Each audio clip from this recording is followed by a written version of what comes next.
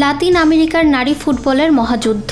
Copa America ফাইনালে ট্রাইব্রেকারে কলম্বিয়াকে হারিয়ে নবমবারের মতো চ্যাম্পিয়ন হলো ব্রাজিল। ম্যাচ জুড়ে রোমাঞ্চ, উত্তেজনা আর কিংবদন্তি মার্তার দুর্দান্ত প্রত্যাবর্তন একে করে তুলেছে স্মরণীয়। ৩৯ বছর বয়সী মার্তা ৮২তম মিনিটে বদলি নেমে ফের জ্বলে ওঠেন।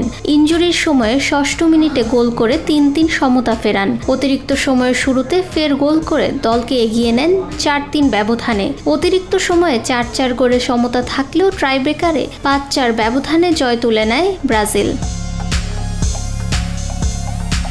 এই জয়ের মধ্য দিয়ে ৯টি আসরের ৮টি শিরোপা নিজের করে দক্ষিণ আমেরিকায় নারীদের ফুটবলে নিজেদের আধিপত্য আরও দৃঢ় করল ব্রাজিল।